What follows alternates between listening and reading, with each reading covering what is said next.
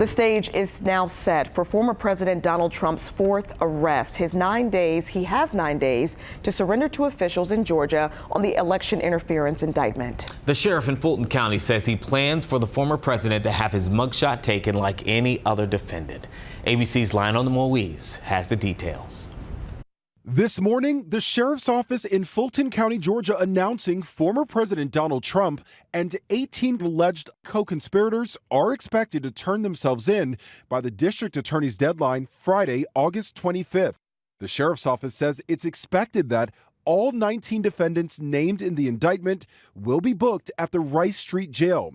The racketeering indictment accuses Trump of applying pressure on officials for weeks to overturn election results, including 11 phone calls, one to Georgia Secretary of State Brad Raffensperger. So, look, all I want to do is this. I just want to find 11,780 votes, which is one more than we have, because we won the state. White House Chief of Staff Mark Meadows, who set up that call, Mr. President, everybody is on the line, is now moving to have the case against him tried in federal court.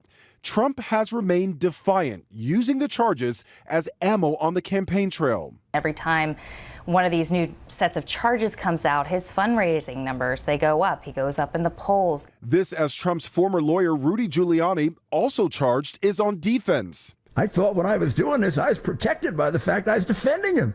Experts say although we are in the middle of an election, jurors will be focused on facts, not politics. Juries always surprise me with how good and fair they are, and we'll see what happens with this case. But if he's taking this lightly or anyone's taking this lightly, that's a huge mistake, because this is a very serious crime with very serious implications. The Fulton County DA says she wants to try this case in 6 months and that she intends to try all 19 defendants at the same time. It is possible that some defendants could take a plea deal before it goes to trial. Lionel Moise, ABC News, New York. The new criminal charges have also put the pardoning process in Georgia in the spotlight. Because RICO, or the Racketeer Influence and Corrupt Organization Act, is a state charge, it cannot be pardoned by any president. So how else is this different than previous indictments? We spoke with Virginia Wesleyan University political science professor Leslie Coggle for some insight. That's much different now than it was when we were just looking at the New York indictment. If every one of these increases the probability that former President Trump is going to trial, is going to be found guilty for something, and is going to be sentenced for something.